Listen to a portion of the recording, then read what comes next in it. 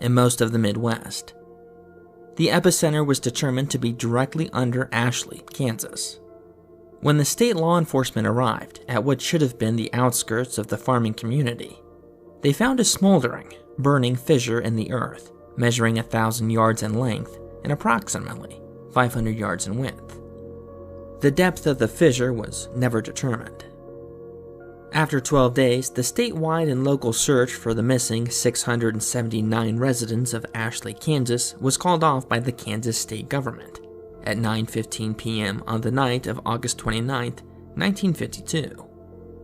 All 679 residents were assumed to be dead.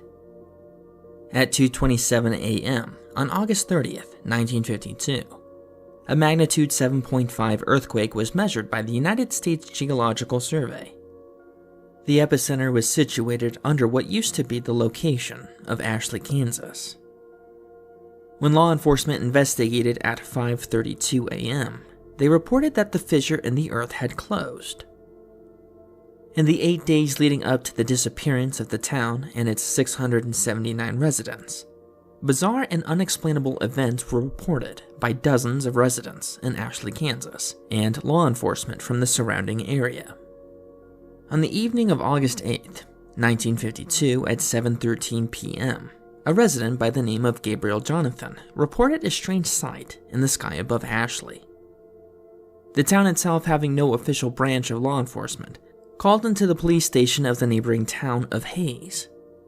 Gabriel reported what appeared to be a small black opening in the sky. Within the next 15 minutes, the Hayes police station became overwhelmed with dozens of phone calls, all reporting the same phenomenon. The phenomenon was never reported to any neighboring communities. A decision was made to send a trooper to Ashley to investigate the matter the following morning. At 7:54 a.m. on the morning of August 9, 1952, Hayes police officer Alan Mace radioed the Hayes police station. He reported that despite following the one-way road leading to Ashley, he had become lost. According to his report, the road continued along its normal path, but somehow ended up back in Hayes. Officer Mace went on to add that the road never curved or bent in any direction. At 9:15 a.m., 7 of the town's 10 police cars were sent to investigate the situation, and all the members of the team came to the same conclusion. The only road leading into Ashley stopped leading into Ashley, but instead led back to Hayes. Phone calls continued to pour into Hayes police station, all reporting that the black opening in the sky continued to grow in size. All callers were advised to remain inside and not to travel outside unless absolutely necessary. At 8:17 p.m., Mrs. Elaine Cantor reported her neighbors, Mr. and Mrs. Milton, and their 2 children, Jeffrey and Brooke, missing. According to Mrs. Cantor's phone call, the Miltons attempted to leave town in their family car earlier in the evening. They never returned. Law enforcement officials from Hayes never reported the car or individuals coming up the one-way road. At 7:38 a.m. on the morning of August 10, 1952, phone calls from Ashley into the police station of Hayes reported that the town was in total darkness. The sun had never risen. At 10:15 a.m., at the same request of Hayes law enforcement, a helicopter from Topeka, Kansas, flew over the region in which Ashley, Kansas stood. The town was never observed from the air. At 12:43 p.m. on the afternoon of August 11th, 1952, Miss Phoebe Danielinski called into the police station. She reported that her daughter Erica had begun to have conversations with her father, who died 3 years prior in a drunk driving accident. To add to her concern, Mrs. Danielinski reported that Erica was attempting to go outside into the dark to join them. Over the course of the next 12 hours, a reported 329 phone calls were placed into the police station, all describing similar phenomenon with the children of the town. The following morning of August 12, 1952, the situation became dire. During the middle of the night, all 217 children in the town of Ashley disappeared. A reported 421 phone calls were placed into the Hayes Police Department, unable to be of any useful assistance. Hayes law enforcement instructed all callers to remain inside and to avoid any and all attempts at finding the missing children. At 5:19 p.m., on the evening of August 13th, 1952, elderly man Scott Luntz reported a growing distant fire to the south. According to his description, the fire seemed to turn the distant black into the bright red and orange that seemed to extend high into the sky. Throughout the rest of the day, calls continued in, stating that the fire, in addition to moving north, now seemed to come out of the black sky. No fire was ever witnessed by any of the neighboring communities or law enforcement officials. The reports continued until 12:09 a.m. of the morning of August 14th, 1952. The last phone call placed by Mr. Benjamin Etiquette reported that the fire in the sky had grown so immense that it appeared to be as daytime over the town. The phone call abruptly ended. From the phone call placed by Benjamin Etiquette. Benjamin: Just hold on. Wait. Yeah, I see something. It's to the south. It looks like... End of phone call. The next phone call wouldn't be placed until the following evening. The following is the entire transcript of the final phone call. It was placed at 9:46 p.m. on the evening of August 15th, 1952. In this recorded phone call, the officer on duty is Officer Pete Welsh. The caller has been identified as Miss April Foster. Hayes Police Department. Hello? Yes, hello? Ma'am, who am I speaking with? My name is April Foster. Please, come help me. What is happening, ma'am? Last night they came back. Ma'am, I'm gonna need you to... They came back last night! Ma'am, I'm gonna need you to calm down and speak clearly. What happened? Who came back? Everyone. Everyone? They all came back in the fire. What do you mean, everyone? My son. I saw my son last night. He was walking down the street. He was burned. Ma'am, He died last year. I raised him since he was a baby. It was just me and him. I told him to watch for cars when he rode his bike, but he never wanted to listen. Ma'am, what you're saying doesn't make any sense. You said everyone came back? Are you listening to me? Everyone came back. Everyone who died or went missing, they're back. And they're looking for us. He said, Mommy, I'm okay now. See? I can walk again.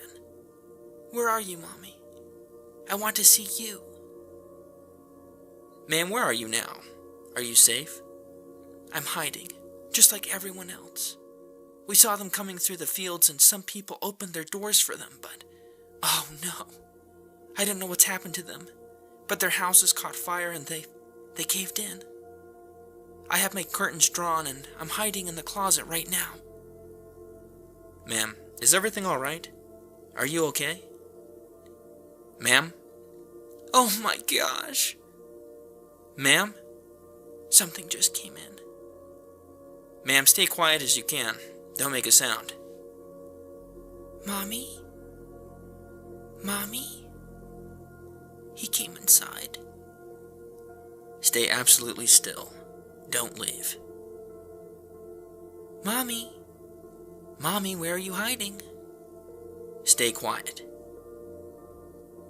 I found you, Mommy! Ma'am? Ma'am? End of phone call. The following morning at 6:55 a.m., the law enforcement officials of the Hayes Police Department arrived at the location of Ashley, Kansas. A smoldering, burning fissure in the earth was all that remained.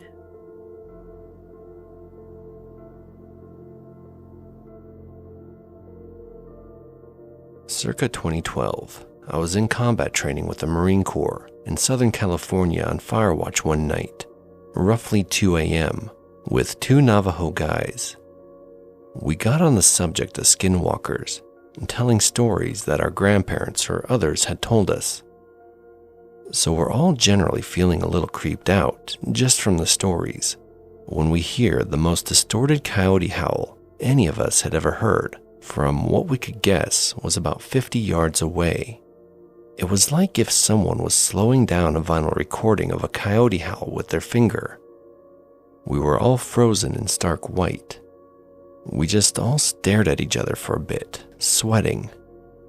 We finally pointed our flashlights in the direction of the distorted howl, and we all saw what looked like a coyote head sitting on a fence post. We were just staring at it in the shaky lights, absolutely silent. The head was pointed our direction, and its eyes were open, but they didn't shine. They were just black. Finally, I say, maybe someone found a dead coyote and put its head on the post? Sometimes farmers will hang a dead coyote on a fence to keep other coyotes away. Our training was taking place on large open cattle fields. Right after I say that, the head turns slightly to the left and moves off the post. From behind the post, a coyote walks out on its hind legs with its jaw and tongue dangling like they were broken, and then just walks into the darkness out of reach of our flashlights. We all immediately shit our actual pants and book it back to where everyone was sleeping and proceeded to not sleep properly for the rest of our time out there. All 3 of us saw it, and all 3 of us know what we saw. Moral of the story: speak of the devil, and he shall appear.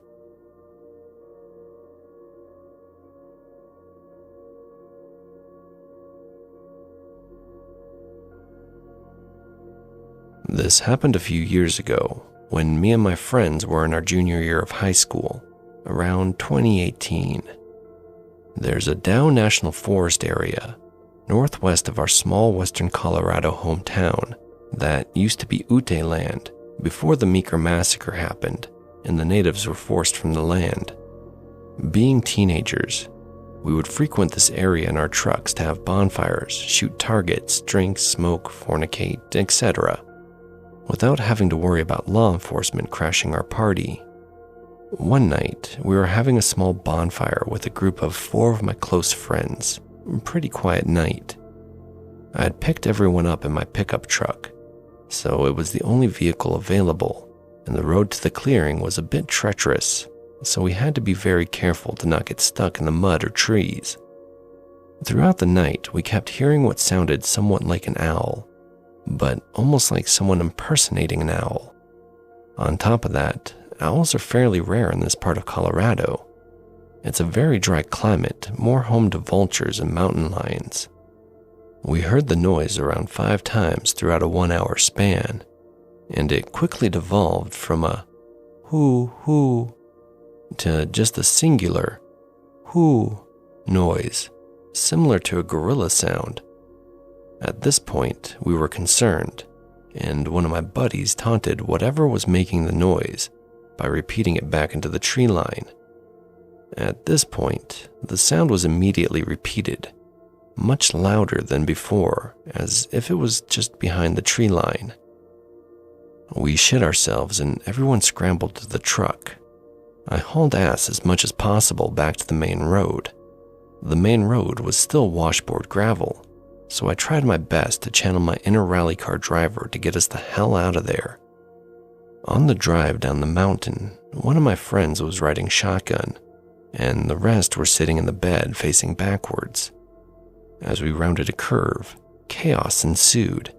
I heard screaming from the bed of the truck, and my friend sitting shotgun nearly shit herself about whatever the hell was happening back there.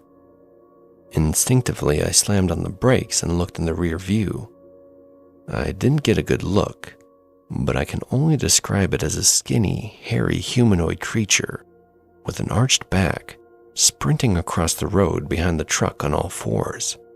No coordination to its movement. It moved as if it was an old man trying to bear crawl at 2 times video speed. I barely had time to process before I was being screamed at to hit the gas. We finally got off the mountain, and my friends in the back of the truck appeared shell-shocked. I asked them if they saw what I saw, and they refused to answer, only saying, "Get us the F out of here." It was only afterwards, when we were at our friend's house, when they felt comfortable talking about what they saw, and everyone described it the same way. All fours, fast as hell and humanoid. 2 of the 3 described it as having long, creepy-ass fingers, eyes locked on the truck as it crossed the road.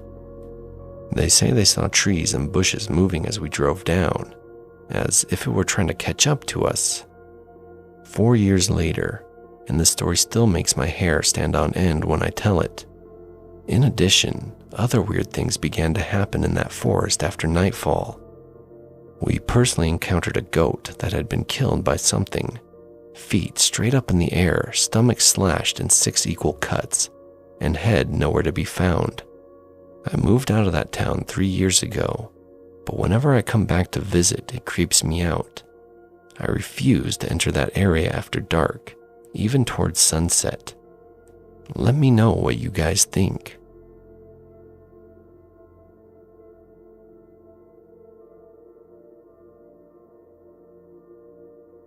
This happened to me in January of 2019 in western North Carolina, around the small town of Silva.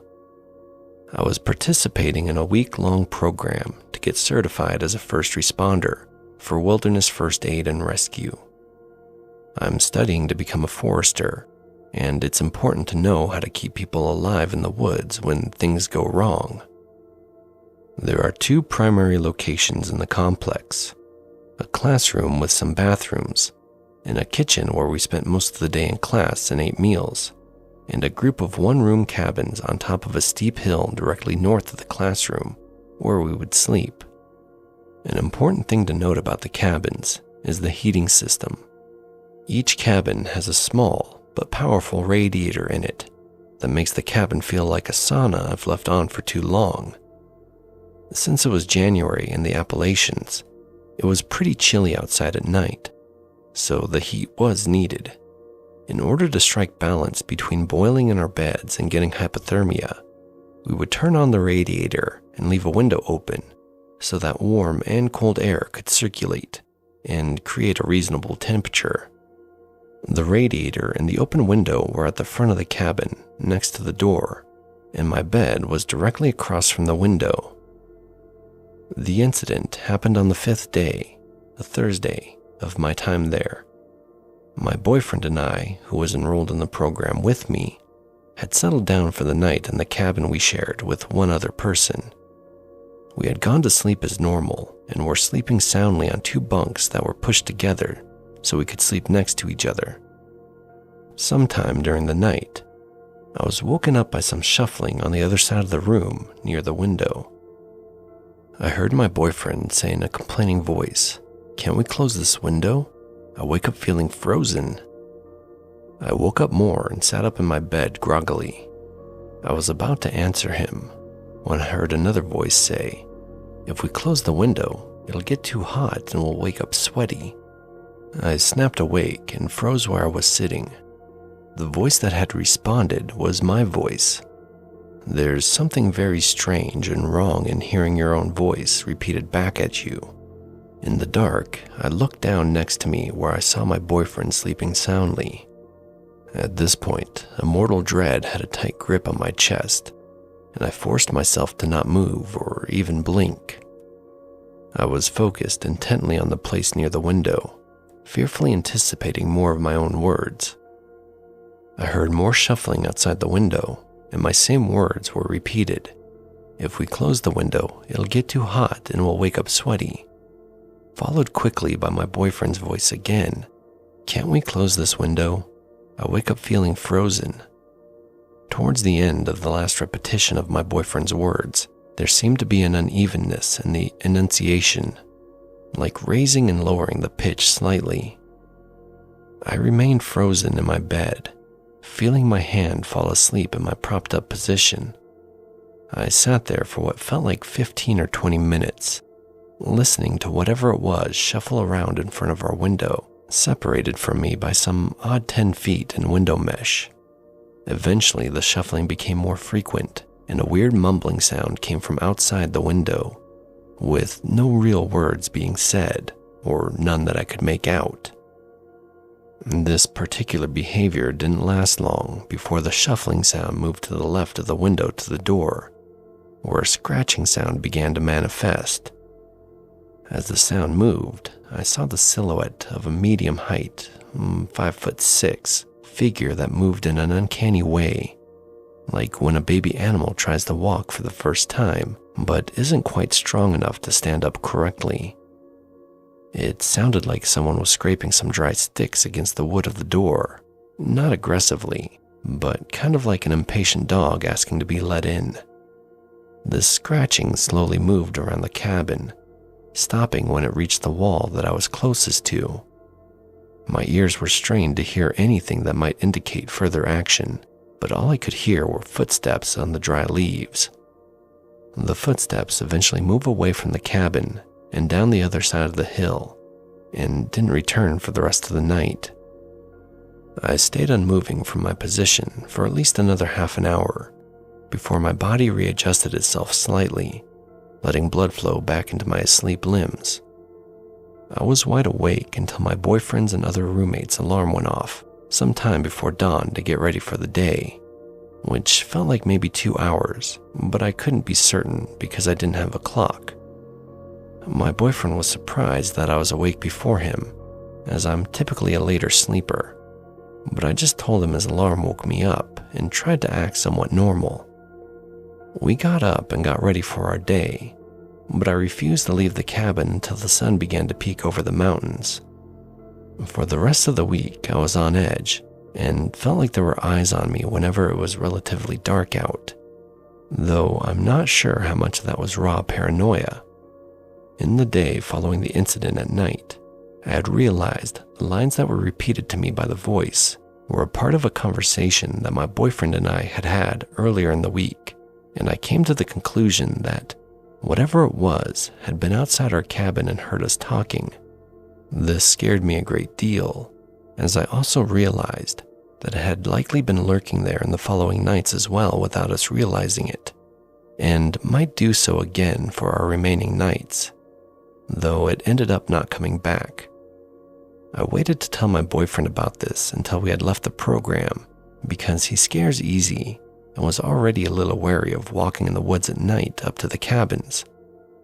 It should be noted that I know this to not be a sleep paralysis experience, as I've had them before and they were nothing like this, not to mention I was able to move.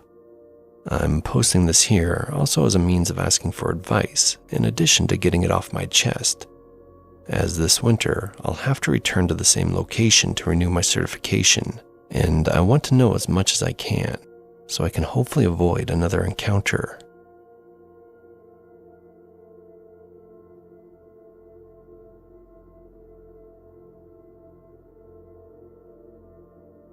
I'm a 43-year-old man, a former Marine with a lot of time at sea, and a former railroader, so I've been to a lot of places that are just hard to get to for most folks.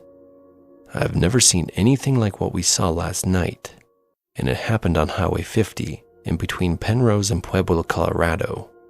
My wife was working a closing shift in Cannon City last night. I left Pueblo and made the drive west as usual. After she clocked out, we went to pick up our son from his job, only to find he wasn't working last night. On the drive back from Cannon, you pass Penrose, and then there's a place I've always called the Big Hole. The Big Hole is actually called Pierce Gulch.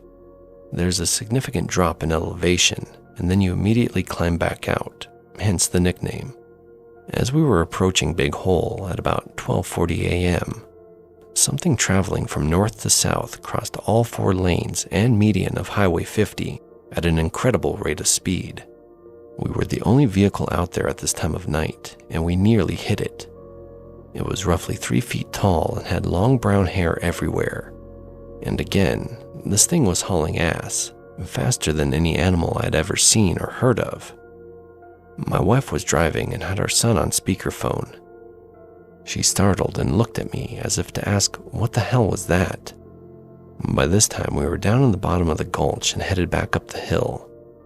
We told our son what we saw and she got off the call. We discussed it for a second and decided to go back and see if maybe it had gotten caught in the barbed wire fence or something. Maybe there were some traces of this thing. We were both amazed by how fast it was moving. By 12:45, we had traveled back to the west side of the gulch and turned around. There wasn't any traffic, so my wife just slowly rolled down the shoulder of the highway, and I had my window down and was shining a flashlight that I had in the car out into the field. There isn't much out there except cactus and stuff. As we came up on the approximate area we saw this thing, I told my wife, "Hey, look, do you see those eyes?" She said yes and stopped the car. 10 yards or so on the other side of the fence was a pair of very bright, very blue eyes, not far off the ground. I was thinking we probably were looking at a coyote or something. It was looking directly back at us. What happened next, I will never forget as long as I live. Whatever those eyes belonged to stood up like a man, like a 6.5 to 7 foot man. They were still looking at us. Whatever it was that flew across the road at like Mach 2, this was it. This was the hairy thing we saw. There was a moment of disbelief and shock, and then it registered that we found the thing, and it wasn't just some animal. The fear kicked in. I told my wife, "Go, go, go, just get out of here." It seemed like slow motion. She floored the gas, and the thing watched us leave. We already knew that this thing was incredibly fast, so she drove as fast as she could up and out of the gulch, and I was looking out the back window and checking mirrors. My wife was afraid it might be following us. It wasn't, and I didn't want to make things worse by admitting that I was worried too. We drove very fast for several minutes. We talked, but it was like we were talking to ourselves, like, "Oh my God, what the hell was that? And was it waiting for us?" Soon the lights from Pueblo West were ahead, and we were back in civilization.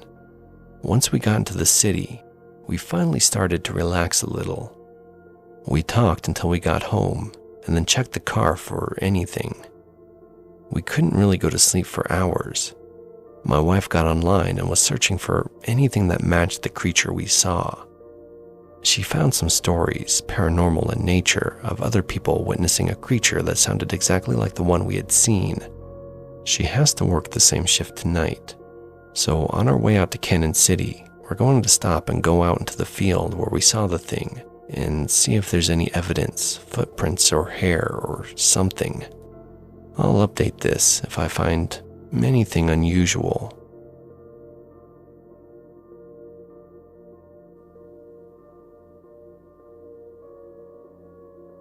The House That Death Forgot. Written by Josh Parker. Melinda hated driving at night. She did her best to avoid it. Short trips to the store if she realized that she ran out of tampons or had nothing for dinner after getting home. That sort of thing happened now and then. But she did her best not to go out after dark unless someone was coming to pick her up. So naturally, she found herself on the longest drive of her life tonight, with no moon, few stars, swirling clouds above her, and acres of forest on either side. As so many unpleasant things in her life, this was her father's fault. She hadn't seen or spoken to the man in 15 years, but just after falling asleep tonight. No, that was wrong. It would have been yesterday by this time. Out of the blue, her phone rang, and his voice was on the other end. "I need you, Millie. Please come now." He said just that, and then the line went dead. The old man was probably drunk, but he'd never called before. Not since she was a child, and he was still trying to convince her mother to take him back. It felt like she had been dreaming, waking up to hear his voice again, after all these years. It sounded like he was crying. His voice sounded just the same as she'd last heard it. As though in a dream she had risen, dressed, and gotten in the car. She was well out of town and halfway to his old place before realizing that she had no way of knowing if he even still lived there. She received updates from her mother from time to time over the years about where he was. The last time she'd heard from her mother about him was 7 years ago. Had he even stayed in one place that long? Not to her recollection. She had been 7 when her mother finally had enough and showed him the door. Prior to that, a move had come every few months. The house that they'd been living in was their longest stay in one place, a full 16 months. It turned into 2 years after that, and then the next house had been the one she left when she moved out on her own. In all that time, she heard from him sporadically at best, and had finally decided it was best to simply forget about him. Until tonight. She had found out after a 2-hour drive that she had been right to wonder if he was still living in the same place.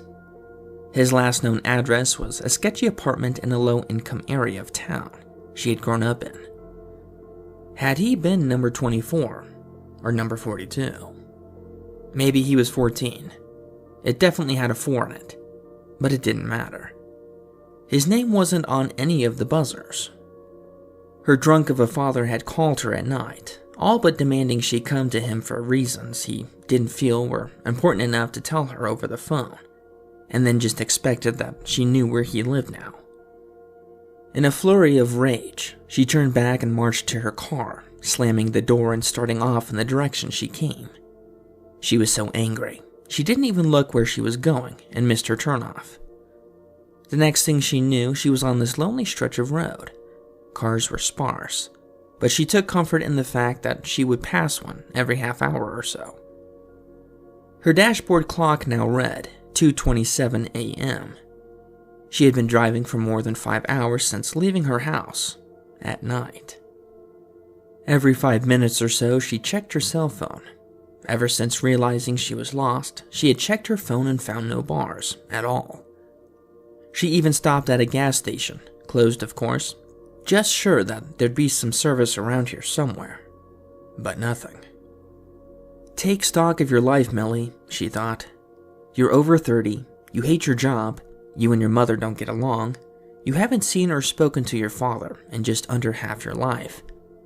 You have no time for friends or a relationship thanks to your aforementioned job, which you hate, and now here you are. Trapped on a road you've never been on before, at night, and you can't even so much as call AAA, let alone Google Maps. Smart lady you are. She briefly considered stopping and flagging down the next car that passed. She quickly realized the futility of that plan. Any car on this road would have had no service also, so there was nothing for it. She'd have to drive until she saw a house. She'd feel bad for waking someone up, but there was no choice. She needed to find her way back to the main highway. But so far, all that she could see on either side were trees. Mile after mile of trees. No light shining through the burrows. No sign that anyone had ever been here before except that there was a road, and people were obviously still driving on it. There weren't even any road signs other than mile markers. Had she really found the middle of nowhere? She was just in the middle of this thought when her headlights illuminated something just up the road. A square wooden sign, obviously made by someone other than the government. This wasn't a gas, food, lodging sign, or a mile marker, or a distance to sign. This looked like the kind of sign advertising a business that was nearby. She slowed down to read it. Granny Royce Roadhouse. Come stay the night at Granny's. She'll take good care of you. Room, board, low prices. Next exit. Her heart sped up. She certainly wasn't interested in spending the night at Granny Royce, but every business had a phone. Or at the very least, she'd have a map, or know the way back to the highway. She decided she'd stop there. She'd almost missed the turn. Granny Royce Roadhouse was buried at the back of a long dirt driveway, secluded amid the trees. She was almost past the little dirt road that led back to it before realizing it was there. She skidded to a stop and turned in. The little house laid ahead.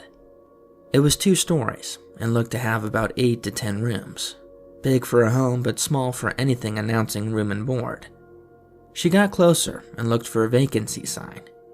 Nothing. It wasn't even that the sign wasn't lit. There was no sign. The porch light was on, and the front of the building was illuminated by that light and by her headlights.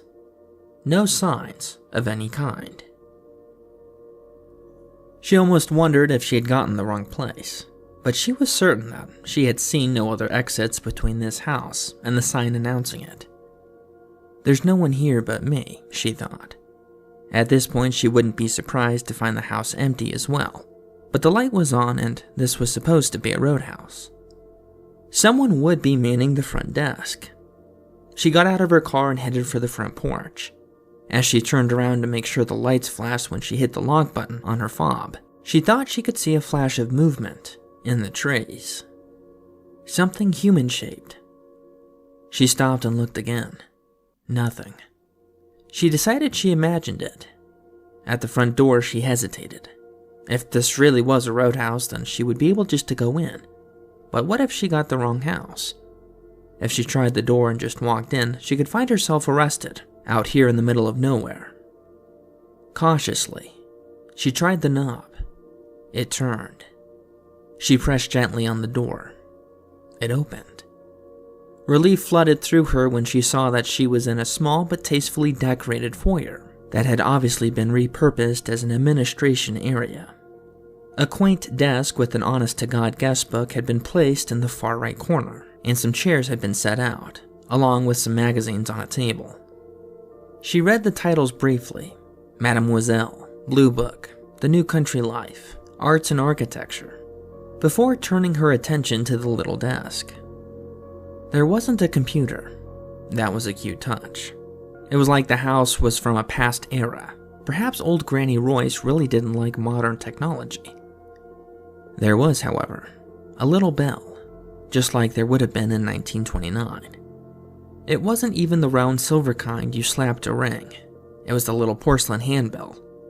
This place was starting to out-cute her. Please let her have a phone, and please let it use the number plan, not the 1950s exchange. She picked up the bell and gave it a shake. For a while, nothing happened. Then she saw a light come on in the back room, and the shadow of an old woman sprang up on the wall. The shadow moved towards her, and within a few seconds, she saw its owner, Granny Royce, who perhaps looked like every grandmother in every storybook ever. "Well, goodness me," she said. "My lands. Good morning, dearie. Pardon my tardiness, but it's been a while since we got guests at this hour. Can I take your name, honey?" Granny Royce was smallish, her gray hair tied in a neat bun behind her head. A dress that would have looked like it belonged to a senior citizen in the 20s, a pink and faded sweater.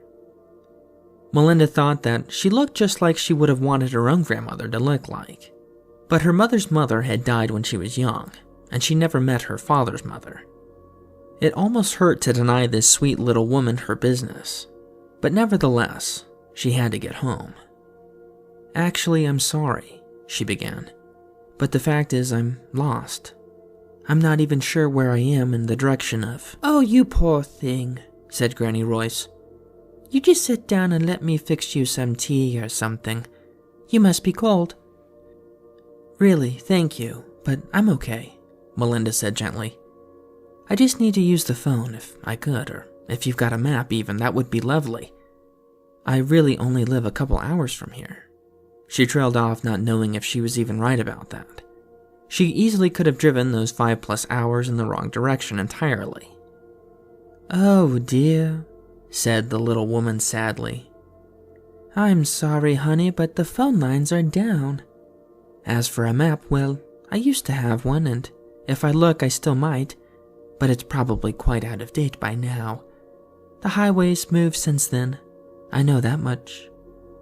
Melinda's heart sank. How could her luck get any worse? No phone, cell, or landline, and no map. What could she do?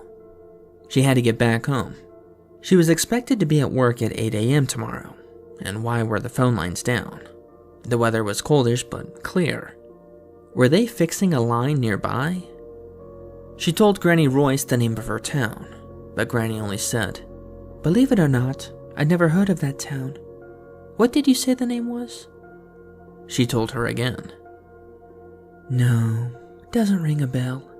I'm sorry, but I cannot say which direction it is. Why don't you stay the night, sweetie? I'll give you a discount for your trouble." "Thank you. That's very kind of you, but I have work tomorrow and I need to get back home. I'm not even sure why I'm even out tonight. The only reason I had doesn't seem to matter anymore."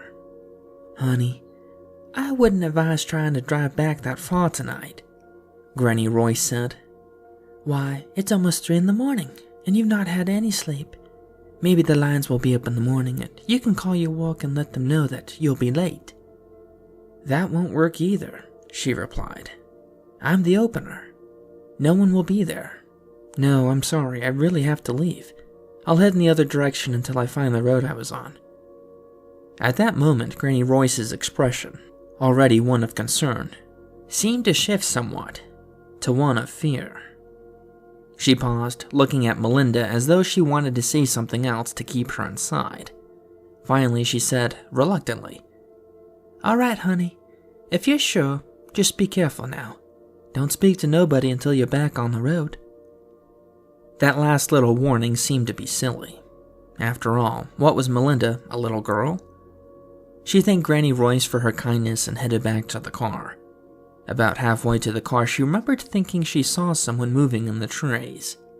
Her eyes scanned both sides of the secluded little cleared area she was in, looking for anything that appeared to be moving on its own, rather than being blown by the slight wind. She saw nothing. Satisfied, she headed to her car. All 4 tires were flat. She leaned down and saw long slash marks along each tire. Someone in the little slice of green acres had slashed her tires, and the time it took her to find out that she had no way of contacting anyone tonight. Kids from the local farmhouse. Gotta be, she thought grimly. Nothing else to do, so you might as well go out at night and slash tires. She stopped and let that reality sink in. She wasn't going anywhere tonight. She had no choice now. She had to stay the night here until morning, when hopefully the phone lines would be up and she could call someone from work to ask them to go in for her. And then AAA to deal with her tires. She sighed and walked back to the house. She could hear Granny Royce as she was walking back to her room. She had already turned off the lights.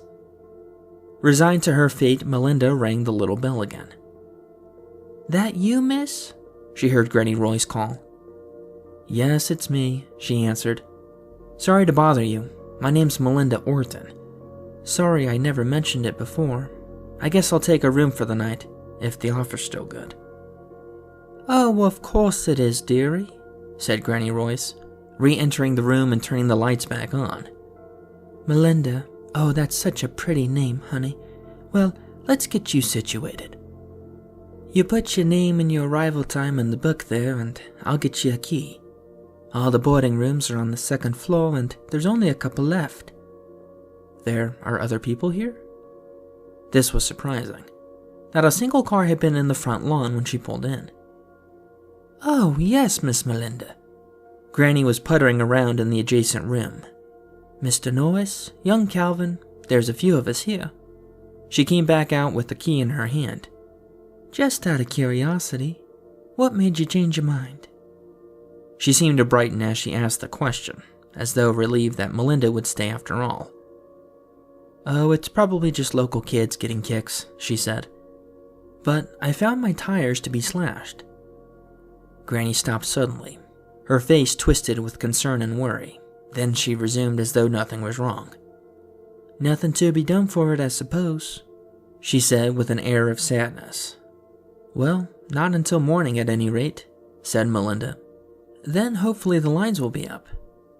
"Oh," said Granny Royce distractedly. "Yes, hopefully." She led Melinda up the darkened staircase into an empty, quiet hall. Or perhaps not so quiet. From one end of the hall came the muffled sound of someone crying. Whoever it was crying softly, not with an anger or petulance or fear, but with deep sadness. It sounded as if crying was something this person was used to, but they were still unable to stop. "Who is that?" she asked, pointing in the direction the crying was coming from. "Oh, pay no mind, honey," said Granny. "That's just Mr. Norris. He's been like that a while. Older man, you'd understand. Not all there." She tapped her temple. "I understand," Melinda replied, but wondered privately how an old out-of-touch man would wind up at a roadhouse. "Has he been there long?" "A while, I'd say," Granny answered. "I don't really recall how long exactly." "How does he pay for room and board?" "I guess he doesn't drive," she said to the old woman. "Actually, it doesn't look like anyone else here has a car." Granny started at this, looking up with an almost guilty expression. "Oh well," she said. "That kind of thing is the business of our guests. I don't ask about such things." She turned the key in the lock of the room she had led Melinda to, and opened the door. Turning on the light, she showed Melinda the quaint little room. Melinda thought it looked like stepping into the past. She could swear that this room would have looked modern in the early 50s, at the earliest. Come to think of it, so could the rest of this place, she thought. No wireless service, no computer, that old bell. And those magazines, they looked new, but that thought was cut off by Granny putting the key on the nightstand and started in with the instructions. "Now, the bathroom's down the hall there. You'll be sharing the whole floor, so bear in mind that if you have to go. There's a shower schedule on the door as well. First come, first serve. You just add your name to the first available line, and that's the order the showers are in. I wouldn't worry about that if I were you, though. I'm sure you'll be first in line. I get up at 6 a.m. sharp every morning and start breakfast, but you come on down whenever you're ready and I'll whip up something for you. Oh, and one last thing, my dear. I would strongly advise you to not leave the house until sunup. You just never know what could happen out there, in the dark." "Of course," she replied. "I'd never go anywhere in the dark if I didn't have to." She stopped that train of thought right out of the gate. After a few moments, she was alone. Alone without anything to wear to bed, and nothing to shower, brush her teeth, or hair with in the morning. She sat on the bed and looked out the window, which faced front. Her car still sat where she had left it, the only thing for miles that seemed like part of her world. An expensive, overly large paperweight, until I can get a hold of someone, she thought bitterly. Despite the hominess of the room, she felt an unwillingness to rise and shut off the lights. Somehow the thought of going to sleep in this backward little room seemed unthinkable. So instead she continued to sit and stare out the window. A figure in black detached itself from the shadows of the trees and made its way to the car. What? She jumped up and ran to the window. The figure was tall and seemed to be wearing a cloak made of night. She saw its arm extend. In its hand was a long, jagged dagger. It dragged the dagger across the side of her car, leaving a long gash mark in the paint and metal. "Hey!" she shouted. The figure kept dragging the dagger. She reached for the window to open it. It wouldn't budge. She looked for a lock, but couldn't see one. "Hey!" she yelled again. This time the figure raised its head. She could see the glint of two eyes under the hood. The figure raised the dagger slowly and determined. It pointed it straight at her face. She leapt away from the window and ran for the door. A noise on the other side stopped her. Footsteps, dragging, shambling footsteps, and crying. The sound of a person for whom deep, longing sadness is a way of life. Mr. Norris. She waited. Somehow, she felt that she should let the old man pass before she opened the door. Before he got very far, however, she heard other footsteps. These, much quicker and lighter, run up the stairs and stop near the door of her room. "Stop it!" hissed Granny Royce. "Go back to your room right now. You know better. She can't see you yet. Hopefully she won't have to at all. Now go back in there. You've got no business being out at this hour anyways." What on earth? How could that sweet old woman talk to another human that way, let alone an old man with a foggy mind? She almost opened the door right then, but somehow her hand stopped and waited until the shuffling, crying man had made his way back down the hallway. She heard his door open. She opened her own door just in time to see his foot, shod in a well-worn house shoe, slide into his room. The door closed softly after him. That poor man, she thought. But now she was determined to find out what was going on. The punk outside in a Halloween costume slashing up her car, followed by Granny yelling at an old man, made her begin to understand that not all was well here. She went back down to the front desk area, which was completely unlit except for the moonlight and the porch light coming through the window. There was, however, a light on near the back room that Granny Royce had emerged from. Melinda paused to take a look outside the front window. The maniac with the dagger was nowhere to be seen for the moment, but she was now determined that it was he that she had seen moving in the trees. He could have killed me. She strode in the direction of the light, seeing that it was the light of the kitchen. She kept going, expecting to find Granny Royce still puttering around with whatever an old innkeeper did with herself during the early hours of the morning. Instead, she found Granny sitting with a young man of about 20. He had dark hair and a scruff of stubble and was wearing a dark brown corduroy shirt and khakis, along with a pork pie hat. He looked like he was ready to go sell some newspapers on a street corner in the 30s. He was quietly sipping tea while Granny was admonishing him from the other end of the table. "Now that was a horrible thing to say," she said. "When I was your age, young men minded their manners." "That's a laugh, talking about my age," muttered the young man with a sneer. "And just how old are you? Do you even remember? Calvin Davidson, you are trouble, young man," she hissed back. Neither had noticed Melinda yet. "One of these days you're gonna say something you'll regret." "Oh, come on, Granny. What could I possibly say that will make things worse than they already are?" demanded Calvin. "I mean, look at old Mr. Norris up there. Both of us are just still, hello, miss. I didn't know we had anyone else here." He had just seen Melinda. Hi," she said. She had the feeling she'd walked into an old argument the two of them had had many times, and that did not concern her. Her fear and anger were forgotten for the moment. Calvin had been talking to Granny like a sullen kid, but something about what they were saying seemed wrong. "Can I help you, Melinda?" asked Granny Royce. "Is there something wrong with your room?" That brought her back. "No," she said. "The room is fine, but nothing else is.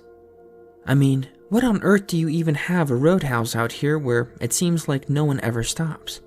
Why are most of your rooms full every night even though mine is the only car there? Why did I hear you talk to Mr. Norris like he was a dog? And why would you want to make sure I didn't see him?" She got no further before Calvin cut her off. "Goodness, she's not even here tonight and she can already see it. Why don't you even let her in, Granny? Why don't you just bolt the door? Heck, if I could go take down that sign, don't you think I would have by now? Lord love a duck." "There's something you don't hear many young men saying," thought Melinda. She decided to ignore Calvin for the moment, otherwise. "And besides that, there's someone out there. He's the freak who slashed my tires and he's been out there messing up my car since then. And you guys can't even call the police. Are you gonna tell me that you've never had vandals out here before?" There was a long pause in the room. Neither Granny nor Calvin seemed willing to break it. Calvin scratched at his neck. For the first time, Melinda noticed a red slash at his throat, half hidden by his collar. It looked like either a very fresh scar or a slightly healed one. "Listen, miss, I don't know your name," he said. "Melinda," she finally told him. "Melinda," he repeated. "Melinda, I think you should sit down.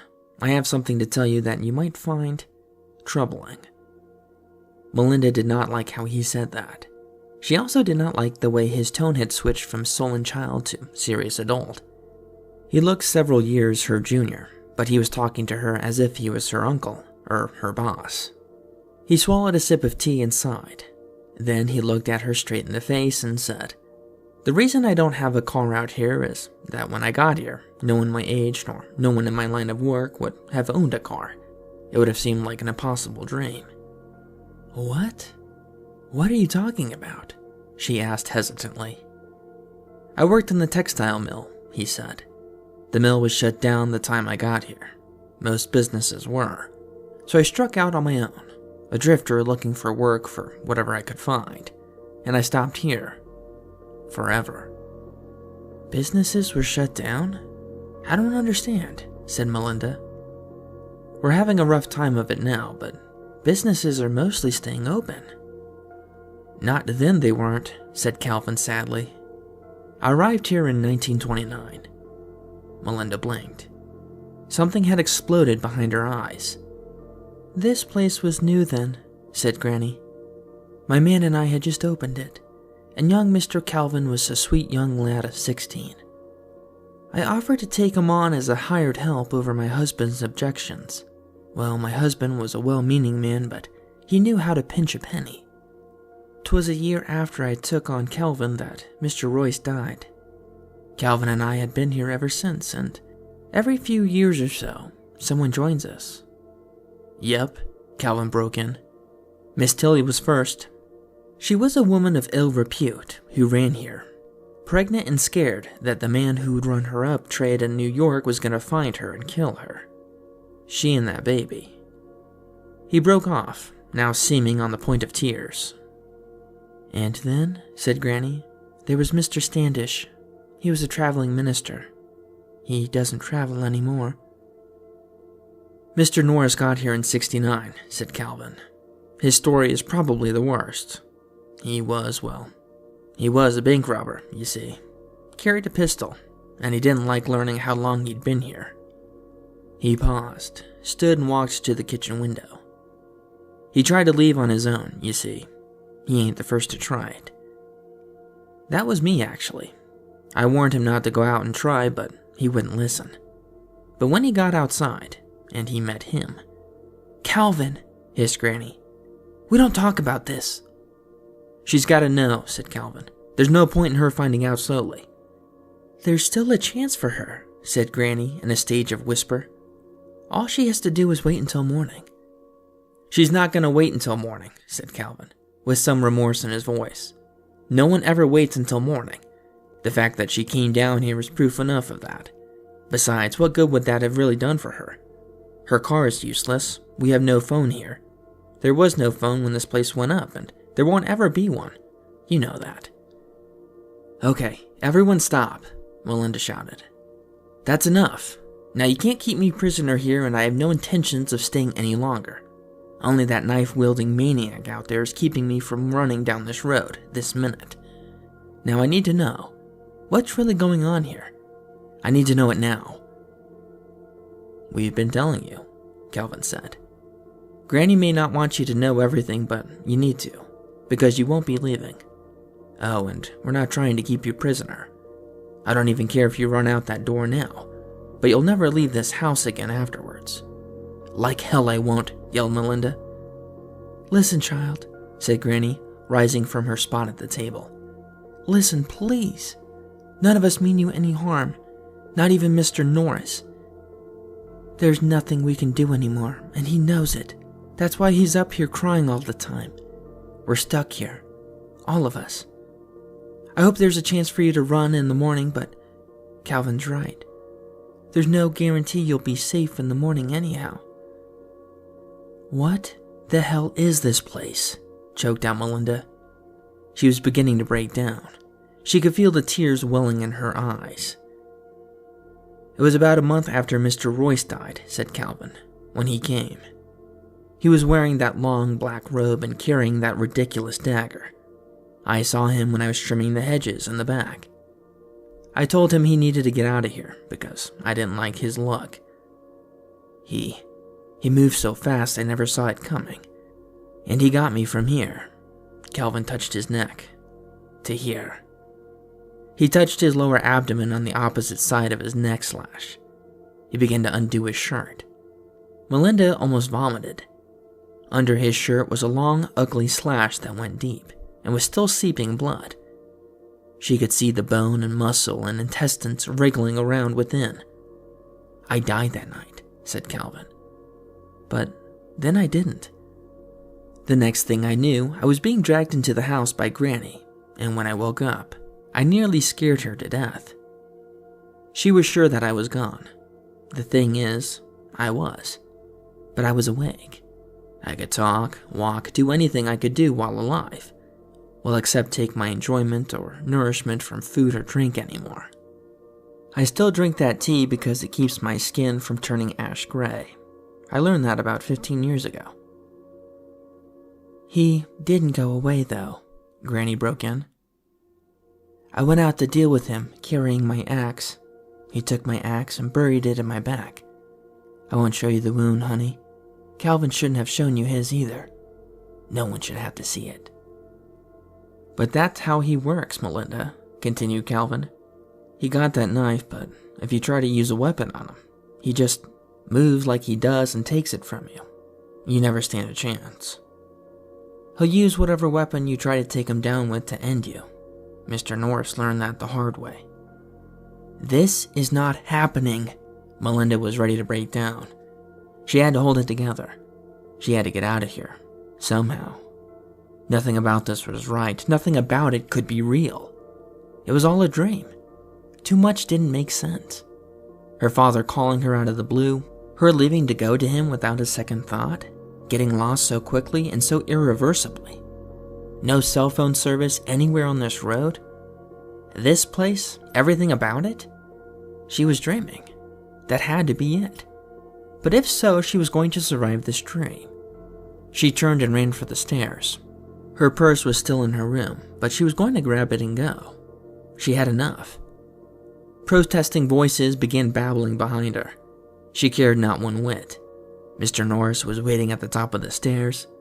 Contrary to Granny Royce's description of him, he was not that old at all. No more than about 40. But she saw instantly what she meant by not all there. The top half of Mr. Norris's head looked normal, like a reasonably attractive man with dark hair peppered with gray here and there. His eyes, a clear green, were moist with fresh tears. The lower half of his face was a ruin of bone fragments, shredded muscle and blood. So much blood. His left side was similarly destroyed. His arm hung on a few hanging strings of muscle. His hip was just as much a mess of bone and blood as his face was. He kept his one good hand on a banister as he shuffled towards her. Behind him stood a young woman in a bra and a pair of panties. Her stomach was cut open, and looking out of the wound with bright, intelligent eyes were the mangled remains of a baby. Melinda turned and bolted for the front door. Her hand had just closed around the knob when Calvin rushed up to her, placing his freezing cold hand over hers. "They're not going to hurt you," he said quickly. "But he will. If you step out for so much as a moment, he will kill you. And it will hurt. And it will go on hurting. Forever. After a while, you learn to function with the pain, but it never goes away." Sobbing, she asked the question that she'd been afraid to ask since coming here. "Who is he?" "We don't know," said Granny from behind Calvin. "He just came here, and he won't go away. He likes to watch us and do things to incite us to come out again. As soon as someone does, he hurts them more. But no matter how many times he kills us, we won't die. Believe me when I say we all wish we could." Melinda had had enough of this. She pushed Calvin away and threw open the door. He was standing on the porch. The knife was held out in front of him, just at face level. Melinda ran into him at a rush, the knife puncturing her right eye and its tip sliding on through, out the other side. She just managed to see the grinning, pure white face of her killer before everything went black. A few hours later, the house erupted with screams from upstairs as Melinda woke to a world of pain, the likes of which she had never known.